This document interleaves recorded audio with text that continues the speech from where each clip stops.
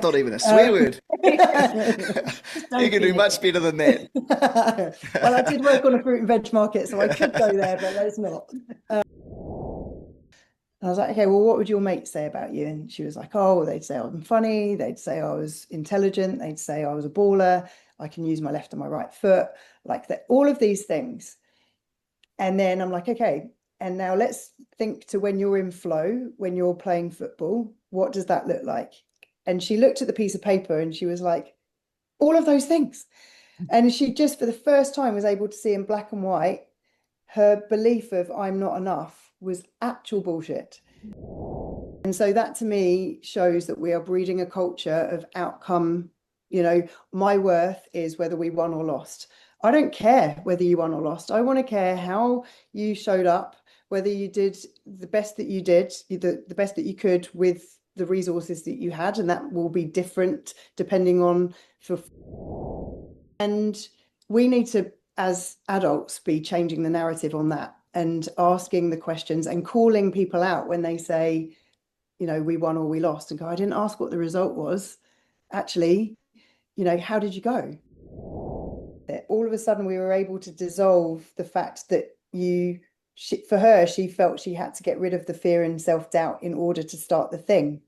But we were like, well, actually, why can't you just have fear and doubt sitting next to starting the thing? And all of a sudden, she was like, oh my gosh, I'd never thought of it like that.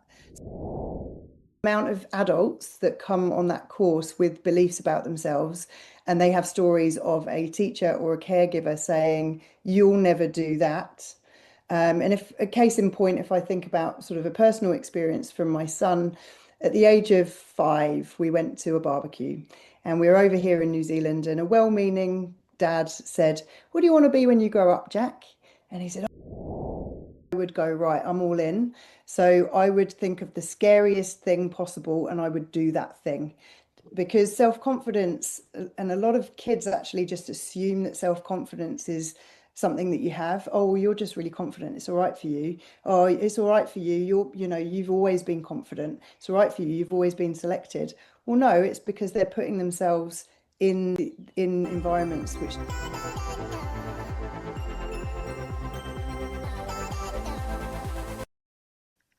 A warm welcome to Anna Veale. Anna, huge thank you so much for joining us today. Oh, it's brilliant to be here. Thanks for having me. Hey, we've got heaps of questions, so we are just going to dive right in. The first question, I'm actually going to read word for word because I don't want to muck it up. There's this amazing quote that Ben and I love on your website, freshcoaching.me. And the quote says, to be a high performer, we must learn how to be human first. So we're really interested and would love you to unpack this a bit for us. So what do you mean by being human first? Well, I probably start with a bit of a story. So I've had a limiting belief for all of my life that I'm thick, and I don't know if you use that term in New Zealand, but in England, it's basically like not clever enough. And 100%. so I Yep. had this, yeah. Very So I had Kiwi this as belief well. growing up. Yes. Oh, really? Yeah. So I had this belief growing up that I didn't have, I wasn't as clever as my mum, I wasn't as clever as my brother. And as a result, what you look for, you see, I didn't put effort into school and I failed my exams. And because I failed my GCSEs, maths and science, when I went on to do my A levels, it kind of meant that it gave me a bit of a handbrake for university. And I never really thought that that's what I wanted to do. And I really kind of had this sort of belief that I was never going to be as good as someone with a degree. And so I carried that on into my adult life, and it was all very unconscious. So when I started in the health and wellbeing industry, I went in as a sports massage therapist and personal trainer, and the language really kind of was in there. I would always call myself a massage therapist, but I'd always put only in there. So it would be like, I'm only a massage therapist. And I was very lucky to work with professional sports teams, and I would very much put myself down and put the physios up on this pedestal. So when I transitioned into life coaching, I carried on that same belief. So it was, I'm only a life coach. And when I knew that I wanted to specialize in youth in sport, I really stopped myself because I was like, well, I'm not a sports psychologist. People used to say to me, you're really good with kids, you're really knowledgeable about sports. Can you come and speak to our team? And I'd say, yeah, but I'm not a psychologist. And it was a very wise friend of mine, football dad. I was talking to him about it one day, and he said, look, I really want you to come and talk to our hockey team. What do you think? And I said, oh, look, I'm not a psychologist. And he said, Anna, you teach people how to be human first. And that's all sport is people being human. So really and truly, that was a huge pivoting moment for me in my career because all of a sudden I owned who I was and I wasn't trying to be in the shadows of anyone else. But equally, I wasn't ashamed of who I was and what I could deliver. So that is a really powerful statement to me, hence why I use it as my tagline. Awesome. And you obviously started teaching and coaching the person when you got into this. Is that because you noticed that working in the high performance area that other people were doing that, or you just noticed that when people started to work on themselves that they improved in all areas? How did that kind of come about? Yeah, great question. I guess the big thing was that I'd worked in high performance from a young age. So I went into a high performance sport, rugby, when I was 25, and I'd literally just qualified. So I moved into that sport. It was a complete fluke. I went to do some free massages, trying to get a contract for a law firm actually to do corporate massage. And they were doing a corporate day with the Saracens. And I just happened to be in the right place at the right time. The players loved the treatment, said, Oi, you should get this girl in for some massage. And that's how I got my first job in professional sport. And I was thrown into it really with no experience. But what happened was I was working alongside really incredible athletes, but also doctors and physios that I could learn from. So I guess I had an insight into the pressures that professional athletes had. And some of them were more experienced, they had a few years under their belt. At that time, they just transitioned from kind of amateur into professional. So England had just won the World Cup. So it was a really exciting time to be in rugby. So I got to see the pressures that the younger ones had coming in through academy, managing school, managing study, coming in and all of a sudden getting this fame, for want of a better word, and how they managed that, but also the pressures that they were under in terms of their own self-imposed pressures, how they kind of managed that on and off the pitch, how they managed the intensity of being a really tight family, but also knowing that if they were injured, somebody would come in alongside them and take their place. So there was just this really interesting dynamic in professional sport. And so when I sort of fast forward 15 years or so, when I sort of went into the coaching young athletes, I really wanted to be that person that helped bridge the gap between grassroots and high performance. So these kids know how the mind works and they know how to have a human experience and how to reframe so that it works for them. And so they actually enjoy what they do rather than it lose the love of the game. Because quite frankly, when a child or a teenager or an adult loses the love, then you're going to lose the talent anyway. So for me, it was more about learning from the best, seeing and witnessing what they were doing, and then just applying my own human element to my coaching. And yeah, it's exciting. Yeah, awesome. And you're obviously a bit of a sponge yourself in terms of all the knowledge and stuff like that and curious about it, I'd say. Would that be fair? Yeah, and it's funny actually because again, growing up, I didn't put myself in that category. I just assumed everyone else would get picked first, and I didn't have a huge sporting career. I was in the shadows of my three older brothers who are just absolutely insane athletes in their own right, and I was always trying to keep up. And curious wouldn't be a word I would have used to describe myself, but certainly now looking back on reflection in hindsight, I'm like, absolutely. I was always questioning and always wondering and sort of looking at things and going, well, why is that happening? Like, why do people do things that way? And I've always had just a different way of viewing the world. And funnily enough, my father died about 12 years ago, and I was going through some letters that he wrote me when I was 18, and I went traveling across the world, so from England to Australia. And my dad had written me this beautiful airmail letter, and it said, you know, you've got this.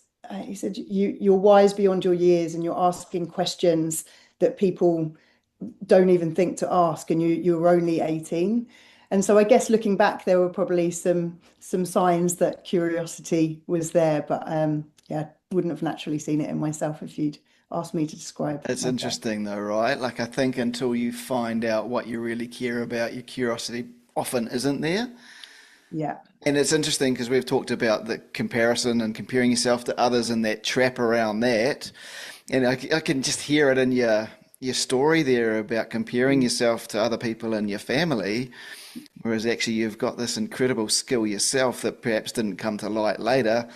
But once that has it, it seems like you've kind of found yourself a little bit and that confidence that stems from that. Would that be fair? And then that you can then take that into your coaching of others, can't you? Yeah, and I think the thing is when you know yourself, you get an understanding of who you really are, and then you realize that the only person you're competing against is who you were yesterday. Yep. And so I had to understand that before I could even begin being a good coach. I look back now 10 years ago to my coaching style to where I am now. And I think, oh my goodness, like I'd love to go back to those clients and redo it all again, because it comes from that place of really, you know, it's you versus you. And as long as you're aligning yourself with who you are and what you believe in, then you can't go wrong. But as soon as you start looking at what old mate next door is doing, that's when you start to lose that passion for life, really. And that's when you can start to see the energy dripping. And certainly with my athletes, that's what I see when they're focused on what they have to do and focused on where they want to be, and putting all of their energy into that. Then you see them flourish and their confidence grows. As soon as you see them kind of looking to see, you know, comments that the coaches has made about their I don't know, their competitor or something, and takes them off task, you just literally visibly see their body language change, their energy change, and that kind of seed of self-doubt gets sown. So it's really important for coaches to be able to see that in people really quickly and get them back to task. Anna, you've got this another awesome quote that we'd love to dig in a bit deeper. So you've said, I try to see people as pure potential, then show them the light so they can see it themselves. Can you unpack that a bit for us? Yeah, sure. From the people that I've met and obviously personal experience, I know that we look to others for we see others in a higher regard generally than ourselves. And so when it comes to children, they're sponges. If you think about it from the eight, you know, let's say 0 to 7 or 8, they are full of abundance. They are full of self-love. They are full of absolute belief that they can do anything that they want to do. And they hit a certain age, and then all of a sudden they realize that the world doesn't revolve around them, and actually there are things outside of their life that they didn't even know about. And we start to see evidence to suggest that we're not all of the things that we thought we were. And if we haven't got caregivers and coaches and family members that are there to still help reinforce that sense of self, and allow them to make mistakes and you know, meet life's challenges, what happens is that they then start to go, well, actually, this isn't good enough. I need to be like that. And so that's where they move away from self and into what they think they should be to get validation or love or acceptance or what have you. So for me, when I'm a coach, and I think this is so powerful when you are coaching or mentoring young people, is that you are coming from a place of pure love. and there's no expectation. So when somebody comes into my coaching environment, I have no expectation of what I want that person to be. So, and often they will look for me to say, yeah, well done. Okay, awesome. But I'll just go, okay, is that true for you? Is that, what's got you here? What is it that you see when you do well? What does that look like for you? And how does that feel for you? It doesn't matter how it feels for me, how it feels for mum, how it feels for dad.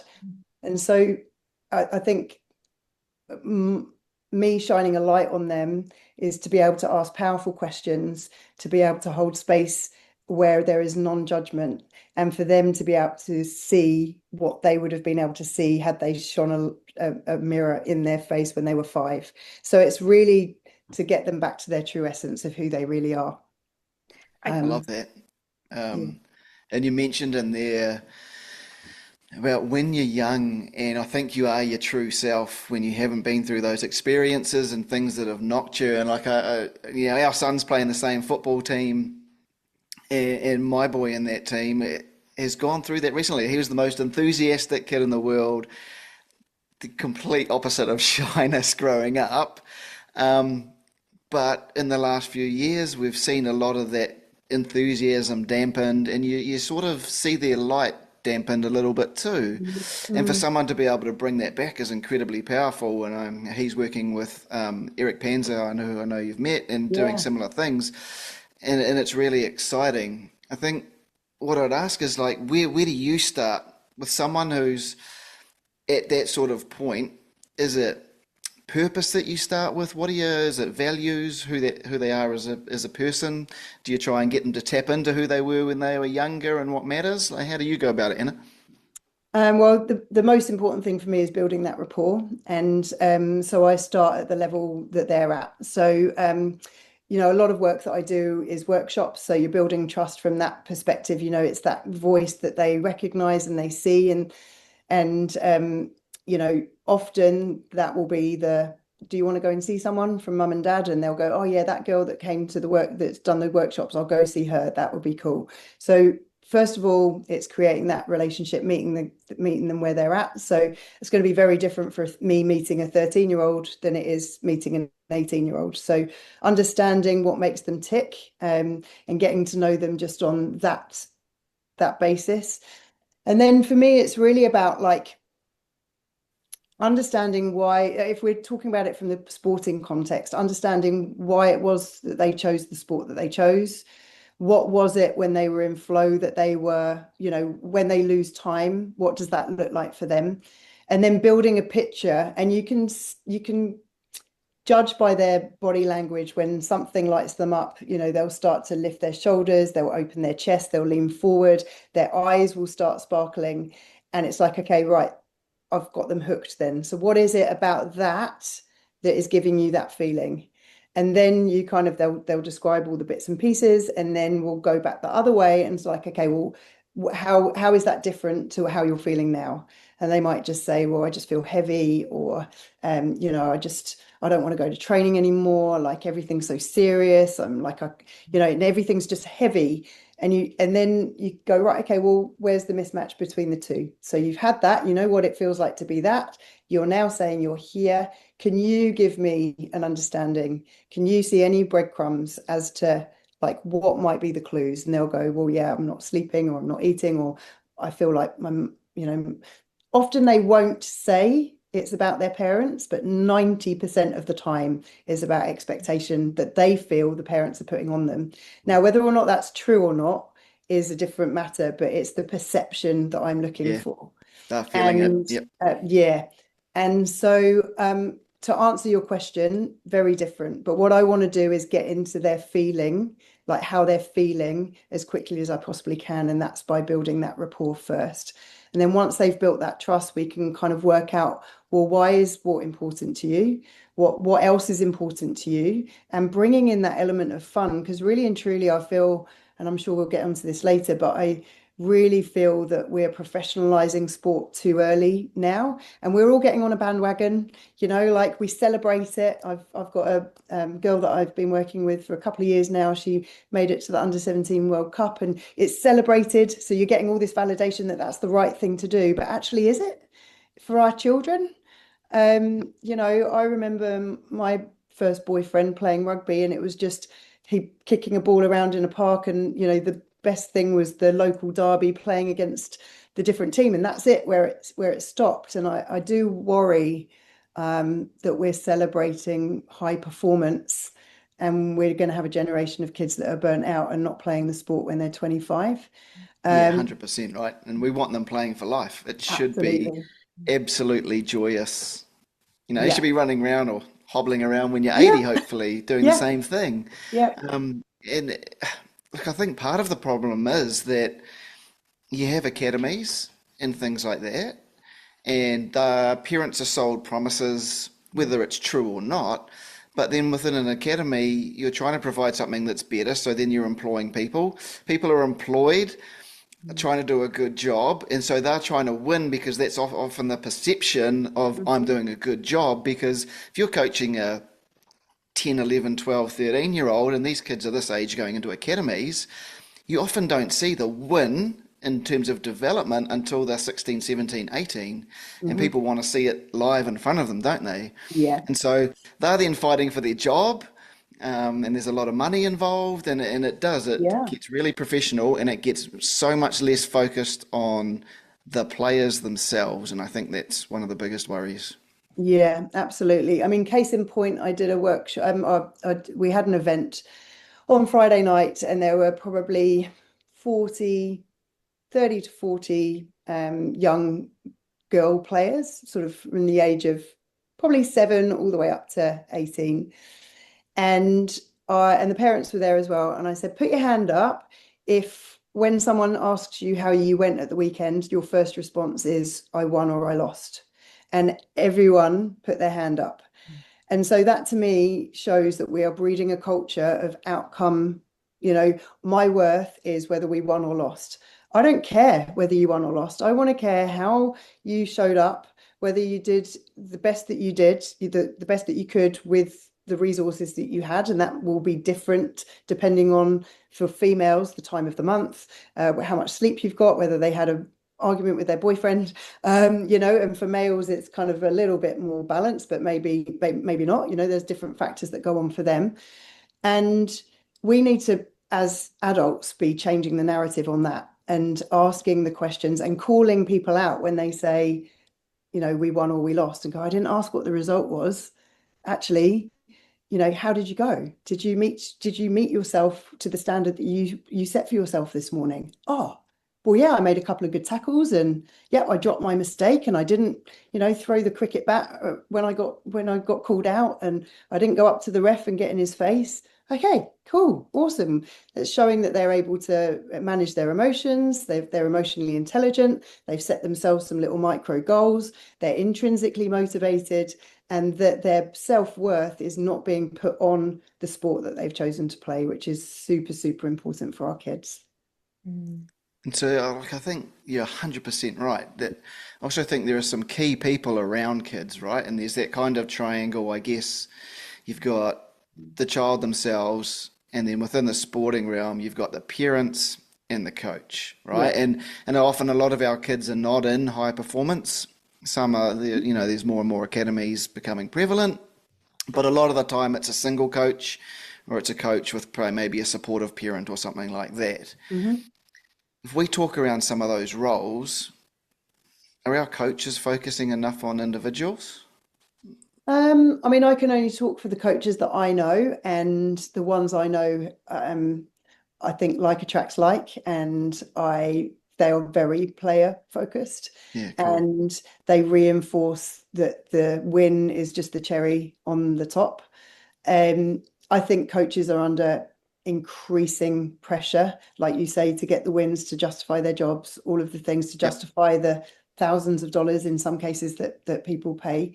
But if you ask coaches why they get into coaching in the first place, it will be because I care about the sport and I care about the development of people. Um, Personally, if I look back at some of the best coaching that, for example, my son's had, it's always been very be a good person first.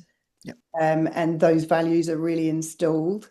And the coach that I'm thinking of in that moment every single player that I still stay in touch with always relates back to their coaching with this person in their formative years, because it was just show up, be a good person, and the rest will follow. I can teach you how to put the ball into space. I can teach you how to, dust yourself off when you hurt yourself.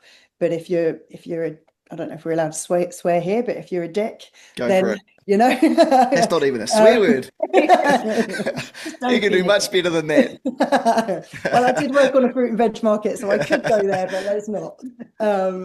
Yeah, so I mean, we really want to be making sure that we're reducing that outcome, and we're making players think.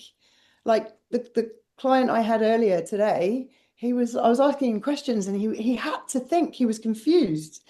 He was like, well, you hold on a minute, I've never given that any thought. Well, no, that's cool. That's what I'm here to do, to challenge you so that next time you say that to yourself in a negative way, you're going to catch yourself and ask what the intention is there. Well, what is it that I'm trying to get out of this? And it's really important that we do have those conversations. And so I think coaches mean well. And if you get good ones, then, oh my goodness, that's just going to develop self-confidence, self-belief, and really give the player a sense of autonomy. I mean, if you think about all the times that people wind you up, it's generally when you feel like you're out of control and you've got no say in the matter. And it's the same for our kids. If we give kids and empower our kids to make decisions, and they're not looking around going, oh gosh, hold on, mum's telling me that I need to run over there, but my coach is telling me I need to run down there, but actually I feel like I want to run the channel down here, then all of a sudden we're sending them mixed messages. But if we're teaching them autonomy, it allows them to go, right, I made this decision and it went well for me, or I made this decision and it didn't go well for me, so what's my learning? Yeah, Rather 100%. than, yeah, just having this, the lack of confidence comes from not having clarity on what my role is in that moment. 100%. And Mm, like I think if you think of every great teacher you had, every great coach you had, yes, they taught you maybe some tactics, maybe some things at school, but it was how they made you feel, right? absolutely. And they gave you belief and confidence. And I Yeah, think everyone would mention that number one. And as a parent, yes, you want your kid to be great at things, but I think above and beyond that, you want them to believe in themselves and be confident and be self-aware and mm, all of those things. And like you say, be able to think through and come up with a solution for any problem. yeah, And if you're talking about sport, well, then you look at our greatest sports people, they are thinkers on the field and they can think ahead of everybody else. And for me, that has to come through, and you start thinking about life and you start thinking about yourself and start analysing things, right? And then that will show up on the field. 100%. Yeah. So, Anna, I wanted to jump in now and chat a bit about mindset. So, Ben and I, we're both educators, so growth mindset is a huge part for the teachers and students. But I was having a read with some of your things, and you also talk about toxic positivity, which I hadn't come across before. So, what's the difference between a true growth mindset and toxic positivity? You are pulling out some fantastic questions tonight. So I guess for me, there's so many there, especially with and I have to be just careful with what I say, but there are so many people on social media that our kids are looking at and watching and gaining information from. And when I first started doing workshops for a certain football team, I would I would throw out these bits and pieces, and I'd talk about reframing and how important it is. Like if I have a negative thought, how important it is to catch the negative thought and then ask whether or not it's true. And if it's true, that's our ego talking. And if we believe it's true, the second thought underneath that, or the second question underneath that is it helpful? And what this does is it allows our athletes to catch the thought and go, I'm rubbish at everything. I always miss the ball, or I always, miss the tackle. And then you go, okay, well, is it true that every single time I miss the tackle? And you're like, well, actually, no, it's not that true, because there was that one time last week when I, made 5 tackles. But if they're really stuck in ego, they will say, yeah, it is true. I always miss the tackle. And then the question underneath that is it helpful? And then we know it's not helpful. And so what that does again is it looks to empower the athlete to take responsibility for it and also make a choice. Then I can either stay in my bedroom and mope about it, or pack a tanty and not talk to the rest of my team for the afternoon, or I can move towards what's important for me. And a lot of the time that would be connection, friendship, picking the ball back up or whatever. And when I was teaching these workshops, I always ask, what are the three things that you've taken away from today? So I understand that the learning's been embedded. A lot of them would say, to think positively. And I'm thinking, right, okay, I need to teach this differently, because if that's what you're taking away, then I'm not teaching this in a way that you understand that it's not just slapping a band-aid on it and going, I'm okay, everything's perfect, and I'm a brilliant player. I play like Messi, I am. And so toxic positivity is about not addressing the feelings that are going on underneath, and just sticking a nice, pretty label on it. I am enough. I am a baller. I am, I don't know, you get the message. Like, I am the most confident person on the pitch. What that is doing actually is damaging self-confidence, because I've got a limiting belief that I am not good enough. For example, so I personally don't think I'm good enough. And then I'm putting up, well, oh, hold on a minute. I went to a workshop and I was told to just reframe. So I'll just go, right, I am enough. So now I've got that on post-it notes all over my mirrors everywhere. Well, actually, my unconscious mind is telling me I'm not good enough, and I'm just completely ignoring it, not validating myself at all, and just going, actually, I am good enough.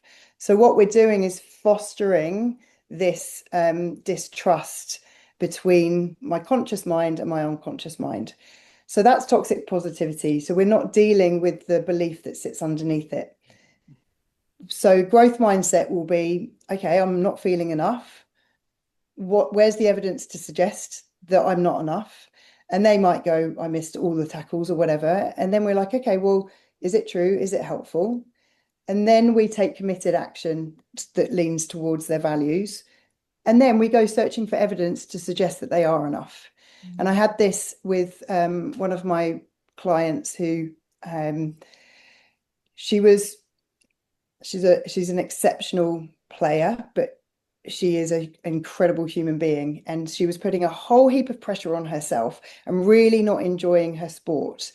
And so what we did was we wrote down all of the things that she thought she was on paper, not good enough, not going to get selected, that her dreams weren't going to come true. All of her fears, we put them down on paper. And then I was like, okay, so scrap football, who are you as a person? And she felt uncomfortable answering that. It's one of those ones nobody likes asking about, answering those things about themselves. And I was like, okay, well, what would your mates say about you? And she was like, oh, they'd say I'm funny. They'd say I was intelligent. They'd say I was a baller. I can use my left and my right foot, like that, all of these things. And then I'm like, okay, and now let's think to when you're in flow, when you're playing football, what does that look like? And she looked at the piece of paper and she was like, all of those things. And she just, for the first time, was able to see in black and white her belief of I'm not enough was actual bullshit. And there she was being herself, and her football just magnified after that, because she didn't have to be anyone else, because who she was enough. And so I have a very long way of answering questions, but No, that's very yeah. powerful. Carry on, Anna. Yeah. Yeah, it's just just seeing what's underneath the bonnet rather than just putting a shiny little sticker on it. And then that reinforces your self-love. And we get back to being that 5-year-old that thinks they are unstoppable. So that self-awareness piece and being able to be really honest with yourself about who you are and where you're at, is Yeah. that sort of it? Yeah, absolutely. But also just understanding that, I think we are taught from a really young age there's right and wrong, good and bad. And actually we are all the things. And I was teaching last week, and there was a lady that was not wanting to start something for fear of failure. Mm. And she had all this self-doubt, but she really wanted to do this thing for herself. And so we were able to go, well, what's the higher power? Both behaviors want the same thing. And then all of a sudden we were able to dissolve the fact that for her, she felt she had to get rid of the fear and self-doubt in order to start the thing. But we were like, well, actually, why can't you just have fear and doubt sitting next to starting the thing? And all of a sudden she was like, oh my gosh, I'd never thought of it like that. So we want to be going, there's no good and bad. It's just I am feeling overwhelmed. Okay, cool. Identify why that overwhelm's coming and acknowledge that part of you. Breathe it in, breathe it out. Guess what? I feel empowered to still keep going despite Yeah, having this feeling beside me. So I mean, there's lots of different layers to it, but really and truly for me, my biggest role as a coach is to uncover as many of the lies that they've been telling themselves so that they can live out their true potential. So going back to the beginning of our conversation, shining that light on them so they can see who they really are. And I that's guess, interesting. Yeah, there's a couple of points in there that you mentioned for me, like the fear and the doubt, and in that you can't get rid of that, can you? But on the other side of it, most people want to be brave and courageous in their life, but you can't be brave and courageous if you don't have fear and doubt. So Yeah, you need one to be the other kind of. yeah, And if yeah, you're not pushing yourself, you're not going to have fear and doubt, and so you're not ever going to be brave or courageous. And absolutely. Yeah. And it kind I of think feeds down that's that rabbit important. hole. Um, Yeah. but you mentioned right and wrong and people hearing that. And I guess B and I have both been teachers, and you see it in coaching, and I guess any environment where people have certain rules and they state you're doing it wrong, you're doing it right. How powerful is that on young minds in a negative sense, I guess? Yeah, well, the amount of people, so I'm lucky enough to teach the life coaching course here in New Zealand, and the amount of adults that come on that course with beliefs about themselves, and they have stories of a teacher or a caregiver saying, "You'll never do that."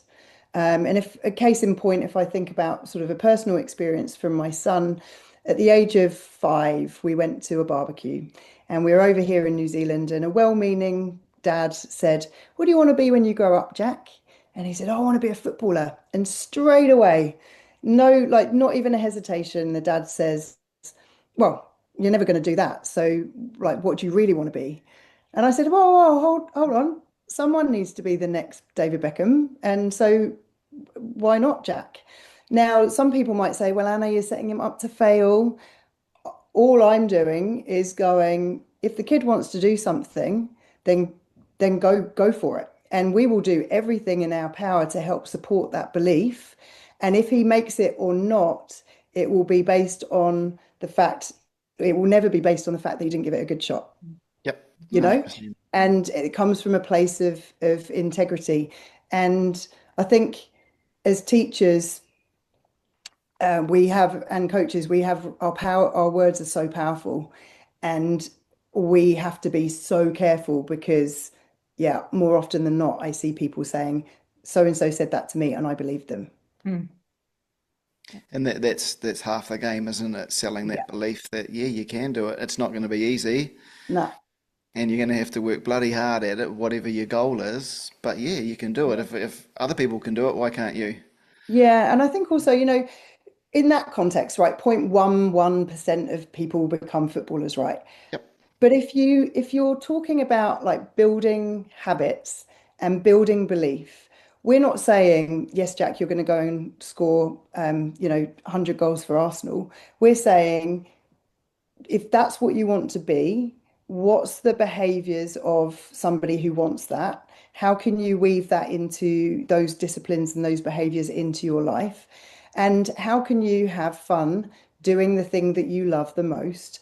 And it might be that playing first team football up until you're 35 for your team in Tauranga is the way he's still a footballer, Hmm. And so again, I think if we go back to the professionalizing things, as adults, we've got like 30 years of experience that tells us, well, they're not going to make the thing because it's 0.111%. But as a 5-year-old, there's no limitations. So why give them the limitation at 5? As long as you're building their resilience and you're helping them move through so that they know how to be human, then they're still gonna love what they do, and they're gonna have foresight and be able to handle the setbacks a lot easier, in my opinion. Yeah, Anna, magic. I don't usually go off script because I'm someone who likes to follow the script, but I really want to know the story about the surfboard behind you. Oh, crack up. Well, this is see it, believe it, and then it happens. So, my life has been so following on from my story of feeling thick when I was young. I always, from the age of 14, wanted to go to Australia traveling. So, I had a boyfriend that I fell in love with, and he had this picture of a surfer in Sydney on his wall. And he said, one day we'll go to Australia. And I believed him. And so, anyway, that relationship broke up when I was 14, brokenhearted. But for 4 years, all I did was draw pictures of surfboards and Australia. And all my friends used to take the mickey out of me, calling me the Aussie footballer. And at the age of 18, I got my backpack and off I went to Australia. And it was just that real kind of, again, I did not know this at the time, but it was that real thing is that when you want something and you believe it, your then brain will go to find all the evidence to suggest that you can make it. And so that was kind of my first dabble in visualization, if you like. And when we moved to New Zealand, we actually lived in the Manawatu, and there were probably 4,000 people and about 100,000 sheep. And it was lovely for the Not many fact that waves. what's that? Not many waves. Not many waves, no. And I'm by no means a surfer, but I am somebody who loves the sea.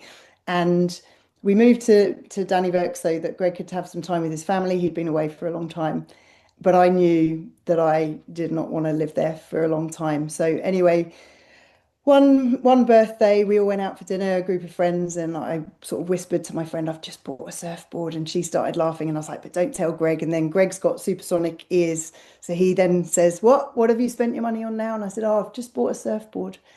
Anyway, within 6 months, we'd moved up, well, probably 8 months, we'd decided to pack up, move up to Tauranga. And so the surfboard serves as a really powerful tool of like, if you say you want something, then let's put a line in the sand and we go for it. And the unconscious mind is really powerful in that way. So this sits in my studio, and people assume I'm a surfer, but I'm just like the manifester of dreams. I love Love it. it. I'm buying a surfboard tomorrow because I want to live here. Yeah, We've been stuck here for ages. there we go. I will expect to see you over here in Tauranga within the year. That the unconscious mind is incredibly powerful though, right? I was actually watching something the other day when it said it, I can't, I'm going to get this wrong, whatever numbers I say, but it was something like it's 80% of your computing power of your brain or something like that. And sometimes we need to switch off that conscious mind to actually and let the unconscious take over. And I know like in some of the stuff we're doing, I cannot come up with a solution until I push my focus to something else. And Yeah. then the solution often comes quickly. Yeah, and How? that's where powerful questions come in. Yep. So if you think about the way the human mind operates, so just for evolution, we have this thing called the negative bias. And so we have these, we're kind of like hardwired to look for the danger in things. And that was really helpful back in the day. But now, possibly not so helpful because we don't have the threat of a saber-toothed tiger coming and wiping out our existence. And so we, if we know that our brain automatically leans towards the negative, what we want to be doing is shifting the questions to go and find a positive answer. So if you think about most people, they will say things like, what's wrong with me? Why does it always happen to me? Why did they get selected before me? Why is the ref always picking on me? Why doesn't the coach pick me in the starting lineup? Like they're all questions that lean towards the negative. Now, what happens is we ask that question, and then our mind's like a loyal dog, and it will go and it will find all the evidence to suggest why the bad thing is going to happen. And if you kind of take it into real basic, if you oversleep with your alarm, your alarm goes off and you press snooze and you oversleep, and then you get like wake up and you're really stressed and you missed your breakfast, and then you get stuck in traffic, and then you're like, oh my gosh, it's just going to be one of those days. Like, why can't I cut a break? Well, actually, what you're doing is you're just looking for all the reasons why you're going to have a rubbish day. So what we want to be doing is getting into the unconscious mind by asking really powerful questions like, how can I show up with integrity today? Or how can I make somebody laugh today? Or how can I solve that problem?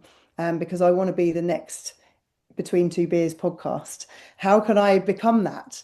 And then all of a sudden, when you're in the shower, when you're walking the dog, when you're in moments of silence, you'll go, hey, hold on a minute. I know a guy that knows a guy that can get me da da da da da. Or, I'm just going to text my coach and say, I noticed that you've put me in right back and I play attacking midfield. Is there anything I can do to help me accelerate into that? So all of a sudden, without thinking, you are making decisions based on positive output, and you haven't had to do any work. Like, this is what's so cool about coaching, because you'll just throw in a left field question and then they'll just go, I don't know why, but I'm just really like having so much fun, and I haven't thought about being a failure for ages. And I'm like, oh yeah, go figure. But it's because I've sent them off to find the good in things, and it's really, again, as coaches, it's really important that we do that. Yeah, it's really interesting. And just Mm, you stepping through some of that, you can see that person you were talking about, in commas, manifesting their own destiny, essentially, taking control, right?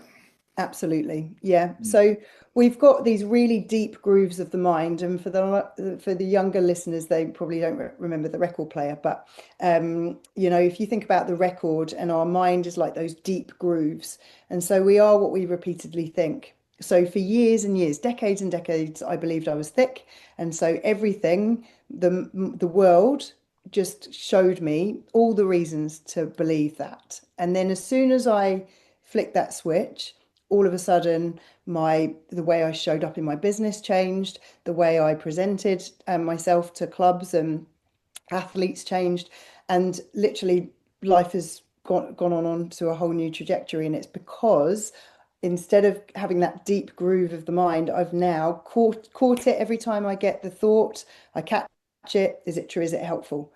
Okay, let's take committed action. And I was really bold when I started doing this stuff. I would go, right, I'm all in. So I would think of the scariest thing possible and I would do that thing, because self-confidence, and a lot of kids actually just assume that self-confidence is something that you have. Oh, well, you're just really confident, it's all right for you. Oh, it's all right for you, you've always been confident, it's all right for you, you've always been selected. Well, no, it's because they're putting themselves in environments which challenge them, and then they're starting to grow. Oh, well, I could do that, so I can do that. Yeah. And so I kind of immersed myself. Everything that I thought was wrong with me, I went and found like the extreme opposite and then went and did that. And Yep. then what that does is it just goes, okay, well, actually, worst case scenario is not as bad as I thought it would be. And at best, I've, started to sand off those group, and I've got new thought path, neural pathways. It's really interesting. And like we spoke with Emma Humphreys, the Wellington Phoenix Academy director, last week, and she said the same thing. You can 100% build self-belief and confidence, but when you mentioned, taking yourself out of your comfort zone, like David Galbraith said exactly the same thing. He would literally drive down the motorway at 20 kilometers an hour, knowing that he's going to be yelled at and tooted at and everything, just to get himself out of his comfort zone. And I think he went to Aotea Square, stood on a milk crate and gave a speech, just a There you random go. speech, but Yeah. he said for him, and someone who was almost manic depressive, that building that self-belief that I can do anything through those Mhm. moments was an absolute game changer for him. It's interesting Yeah. that you did the same thing. Yeah, it's sort of, I mean, it's quite bold, but also it just does show that the only limitations is the one that we have in our head, in our mind. And for me, I want to be a really good role model for my kids. And we have like pretty hearty conversations. I can remember speaking to Jack a few years ago about how nervous I was about going out on a boat. I had this big event and I was going out on a boat and I was speaking in front of like, I think it was 40 people or something. And I was like, oh, I'm really nervous. And he was like, oh, what, that the boat's going to sink? And I was like, no, I'm really nervous about speaking in front of people because I want to do a good job. And he was like, what? And again, it's this perspective, worst case scenario for him is the boat sinks and I drown. I hadn't even gone there. For me, my fear was talking in front of people about a subject I feel passionate about. And actually, it's not my responsibility whether they have a good time or not. So, it's you want to be having these robust conversations in front of children because one, they often have the answer for you anyway. And two, it shows them that it's ever learning. It's not like you get to this top of the mountain and then I've evolved and I'm like a Buddha. It's there's challenges through life always until we die. But what that means is you're living a rich life and you're not going to go to your grave wondering, oh, I wonder what would have happened if I'd have done that. Yeah, cool. And what a perfect segue into talking about parents in this perspective. Mm. Because I think you come at it from two angles, you're coaching people who have their own parents, but you've also got kids in this space who are really aspirational. Yeah. So let's talk about some of that. Look, we've spoken to some people who say there comes a time where a kid needs a mentor who's outside of the family, and we've had quite a few people say this. Do you find the same thing? Yeah, absolutely. Firstly, I think monkey see, monkey do. So again, I'm going to tell a story about when Jack would have been no more than 8, and we were playing social football, and a massage client of mine who I knew pretty well. He was saying, "Oh, it's so lovely watching you." I think they watched us play. They were just about to jump on the pitch after our game, and Jack was playing, I was playing, my husband was playing, and my husband's sister. So it was pretty cool having 4 members play football. And he was laughing, saying what he could see in us as a family. Like we're quite competitive. We love a bit of banter. We love football. Certainly, 2 out of the 4 of us loved football. Um, and the conversation kind of swayed onto Jack at school. And I said, oh, I'm a bit concerned because the teacher phoned me up and said, Jack's trying to keep up with a boy that's a year older than him. They were in these composite classes. And, do you put a lot of pressure on him at home? And homework is something I've never been into. Like, I'm like, do what you've got to do at school, but when you're at home, be a kid. And I was like, no, I couldn't give 2 hoots, especially me with my background of failing all my exams in maths. I was like, he's 8, he'll be fine. So I was kind of trying to work out where this pressure came from. And my client on the massage table, I said, I just don't understand it. And he just started laughing and he said, have you seen you and Greg? And I said, well, what do you mean? He said, well, both of you are like super high at what you do. You sort of whatever, however you want to frame it, super successful in what you do in your careers. You have really high expectations of yourself and you're always pushing to be more. And he said, so it doesn't matter if you tell Jack that it doesn't matter. He is watching 2 people who are consistently leveling up, leveling up, leveling up. And it was just because I was in it, I couldn't see it. And then it took somebody on the outside to go, duh, how can you not see that? So I think when we're talking about parents, a lot of it is monkey see, monkey do. Our beliefs are shaped between the ages of 0 to 8.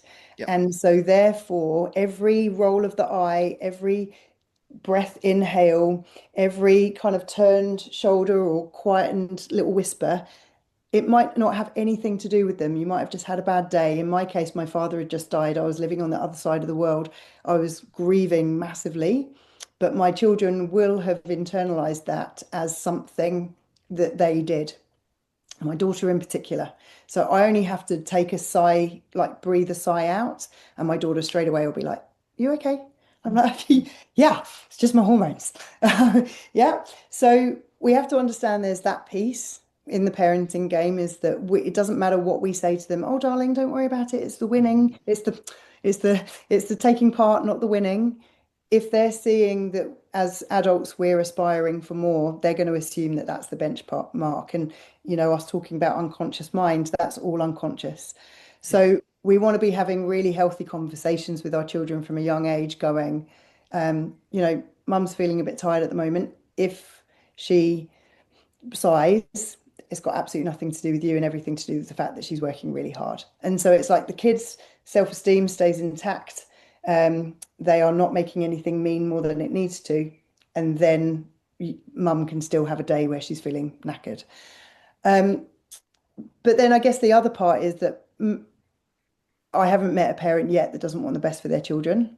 Yeah. So, and when they come for coaching, often it's a lot of the things, especially when it comes to exercise, nutrition, sleep, they're the same things that the parents are saying, but it's your parents. Yeah. Why are you going to want to? So, yes, there comes a point when a coach could be really helpful. I, however, do feel very sad that we've come to the point that we have to bring coaches in, because if you think about 30, 40, 50 years ago, it was aunties, uncles, Oh, often, and I feel totally. like we've become so nuclear that we're having to outsource these things. And I, not wanting to get myself out of a job, but, coaching super powerful, but I also feel a bit sad that it has come to that. Yeah, 100%. Mm, And the whole world's changed in a number of ways, and there's a yeah. whole number of reasons around that. But you're 100% right. And I think one of the best moments for my kids is that actually go home to my parents moved back here from Canada. And they live just around the corner from their high school. And for a while, on 1 or 2 days a week, they'd go to their house in the afternoon, and there would be food waiting for them, and they'd sit there, no devices, and they'd just chat. Yeah. And they'd learn about their family, and they'd have chats about this and that, and it would come back to them as people, and I guess who you are as a family, because when you're talking about aunties and uncles and that, generally those wider families have similar values, Yeah. and they Yeah. get shared. And you're right, it has been lost. Yeah. For you, if you could then step back from that and go, these are some of the things an ideal parent or an ideal sporting parent, if we're talking in this realm, what qualities would they have? Um, so I think just be a parent, let the coaches coach. Um, Again, another wee little story, but it tends to land with listeners. But Jack was having a moment with cricket a couple of years ago, and he was chatting to his dad. Him and his dad are really close. We're a really close family. And I walked in, and Jack said, "Mum, I just don't want any of your mindset stuff." And I said, "Oh, mate, I was just coming in to see if you wanted some breakfast." Like, and and bless Yep. him, because I've done workshops for his sporting teams over the years, he's kind of had to go. And so he's taken on board, and he's always been very, very gracious with it. But parents just need to be parents. Like, I have never, in all of the years that I've managed and coached his teams, sorry, managed his teams, I've never coached. I've always just been mum. I don't tell him where I think he should play, like, I reckon you should be playing this position and your coach is this. I never blame the ref. I just tell him how much I love watching him play. Tell him I love watching him. The proudest moment I've had this season is when they won a final, and instead of going and running to the corner and celebrating, he went and shook his opponent's hand and made sure they were okay first. I mean, that's what I'm looking for in my kids, is their character. Who Yeah, are they totally. when no one's watching? And that is that, for me, that's where the power is. So I guess for parents, it's really easy to jump in and start getting judgmental. And often we want to make them feel better by going, "Well, I think you played really well," or "I think you should have done this." And it's actually not for us to say that, because what we're indirectly saying is that I don't trust your coach and I know more than your coach. And you talked earlier about there being that tripod, the player, Yep. the coach, the parent, and the more cohesive that is, then the more confident your play is going to be. And so get curious instead of judgmental. Um, Ask them how they felt. I don't speak about anything until Jack's ready to speak. So I'll get in the car. I always have a chocolate milk ready for him and a banana. I'll put on some music and we'll just drive. And then at some point there'll be, oh, da da da da da. And then I'm like, right, okay, sweet. We're on. He wants to talk. Other times it's just we just talk about the weather. Um, they don't need to be coached by us. They just need us to be their parent. So 100%. And like I've changed some of that over the years. I've coached my boys all the way through. Similar stories about walking into the room and they just don't want to hear it, and you're there for a completely other reason. Yeah. But yeah, I totally total what you say around that car trip and just chilling out. Like ours always is around food. Yeah, always food. Always food, and then if they want to chat, man, they just start chatting away, eh? And yep, they will Yeah. pull apart the game themselves if they want to. Yep. Yeah. And what I love now, just to sort of prove that it works, is that now at 16, Jack got out for a golden duck or a duck or something. I don't know cricket very well, but anyway, I know a duck's not good. Yep. And Greg was at home and he saw it come up on Player HQ or something, and within seconds Jack was phoning his dad. And so that's a like a really beautiful example of the parents just hanging back, and the first person Jack wants to speak to is his dad. And then, it's beautiful to watch actually, because it's not forced. And he knows that his dad and his mum do not judge him for the performance. It's a byproduct. so you've Yeah, cool. And look, I've known Jack for a while now, and didn't know I played against him for a number of years, and he was always a really, really strong player. But I don't know, something you're doing or have done with him has obviously worked, because this year he's just gone through the levels, and I don't know if you can see it yourself, but Mm. phenomenal leader out there on the field. But the way he's playing is awesome. It's pretty exciting to see. Oh, thank you. So, Anna, you pretty much answered one of our questions in the, well, two actually. What does one do and one don't for parents of youth athletes? So, what is one do and one don't for young athletes who are chasing their dreams, their goals? One do when I think about it, I think one do is understand your mind. So, we want our players to be able to understand that our thoughts are thoughts and we are not our thoughts. And so in order to do that, they have to understand the mind. So I would get them to make sure they understand, yeah, and then they can harness it. So that would be one do. One don't is, it's always hard when there's one. Um, but I would say don't let others, yeah, let's go with that one. Don't let others assume something of you. Like, just keep your dreams and keep plugging away at them. So yeah, don't let anyone burst your bubble. Love it. We're kind of getting near the end, and we always ask this question. Do you have a book, a tool, or a resource, something that's not your own, that's really stood out to you and maybe been a game changer to you over the years that you'd recommend for athletes and or parents? I particularly love the High Performance podcast with, I don't know if you've heard of that one, with Yeah, Damien 100%. Hughes and Jake Humphrey. Yeah, for the fact that they bring in so many different people from so many different walks of life, that you get a really robust um, perspective on all things high performance. And what I've really loved lately is that they're even questioning the title of their podcast. So they're saying, is this even something we want to be under the umbrella of? And certainly for me as a coach, a couple of years ago, I gave myself, working for yourself, you have to promote yourself, and there's no one to give you a promotion. And I thought, I've earned my stripes. I'm now a high performance coach. And I was so proud of that. And actually, as the years have gone on, I'm like, well, what actually do I mean by that? Because what I want to do is positively impact youth and bridge that gap between grassroots and high performance. So actually, I'm a human coach. And so, I think these things get bandied around a lot without much thought. And it's been really lovely to see that evolution of that show. So, yeah, high performance podcast. Love it. Yeah, it's a great watch. It really is. And do you find that yourself? I know you're not just working in the sport realm, you do corporate stuff as well, that success and whatever that means to the individual, it's often the same attributes that they have to work on, whether it's sporting, business, whatever it is you're into, and whatever your goal is. That it's a similar habits and it's a similar attributes that you have to fight to have.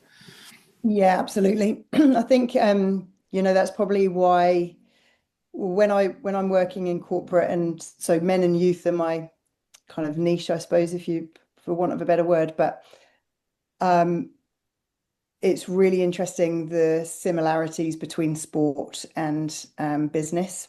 And you're working in high pressure environments, you're having to make decisions really quickly. Often it's decisions that aren't going to be favored, and somebody's not going to like it.